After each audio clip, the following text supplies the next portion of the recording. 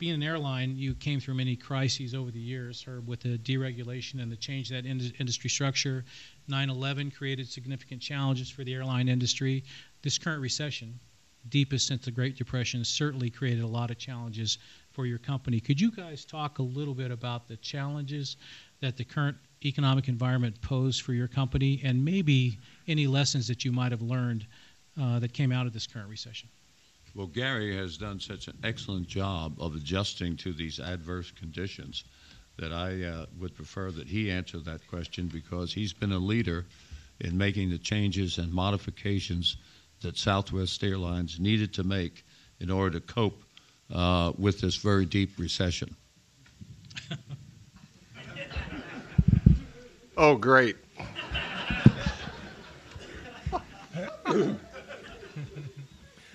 Well, this is what it's like working for Herb Kelleher, so. No, Southwest is a great company, and we're very, very fortunate to have two legendary leaders like Herb and Colleen all these many years. This is our 39th anniversary, and both of them have toiled to make Southwest Airlines the great company it is for all of those years plus. So it's a treat to be a part now going on 24 years for me personally. It's our third recession, at least for me, having survived 1991 and then 2001 and now the Great Recession in 2009. Fortunately, at least, we were somewhat prepared for 2009 because fuel prices were so high just the previous year that we were forced already to make some pretty drastic changes. It's been a very difficult decade. We are technology dependent, and to try to change horses with technology is simply not possible in the short run. So we have spent, and Colleen deserves a lot of this credit, and Herb does too, starting with really 9/11. We've spent the good part of the last decade trying to retool our technology so that we could have more capabilities and be more flexible to try to survive in a different environment. The big game changer this decade has been energy prices. We were built for $20 crude oil. We are not well prepared for $85 crude oil. So a lot of the things that are now happening at Southwest Airlines are a direct consequence of having to adjust to 40% higher overall operating cost. So you think of your own businesses, our costs in a 6-year time period have changed that much.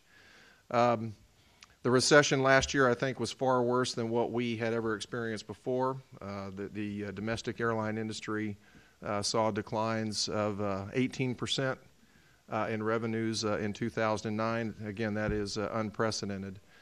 I think one of the things that we probably relearned in 2009 is that it's very difficult it's impossible to be over-prepared. And I think just the speed with which the economy unraveled in the fourth quarter of 2008 was absolutely stunning. We were at least prepared with a line of credit, cash in the bank. We had a very strong fuel hedge in place, but when fuel goes from $147 to $35, you have to adjust. And that took a great deal of work on our part. I think the main answer to your question is there's always opportunity, as you all know, in times of adversity. And we were pretty well prepared in thinking through what we stand for as a company, what we want to be in the future, the gaps that we felt like we had from where we have been and where we'd like to be in the future. So a lot of that work, fortunately, was well underway so that we could call a few audibles in 2009. But I think more than anything, it was just an opportunity for us to reaffirm what we stand for. And I think that one of the things that we're the most proud of is our Bags Fly Free campaign. As one example,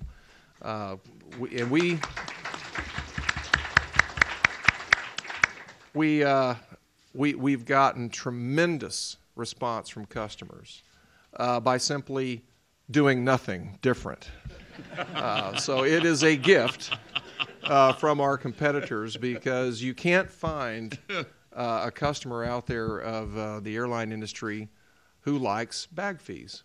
And so I think we've taken full advantage of that. But we were able to do that in a way that it stayed true to what we are at Southwest Airlines. So I think that helped us tremendously. Our revenue performance in 2009 was far superior to every single competitor that we have out there, and I do think that the Bags Fly Free campaign was a component of that. But there were a number of other adjustments that we made during the year, and we ended up with a profit for the year, which I didn't think was possible as late as July of last year.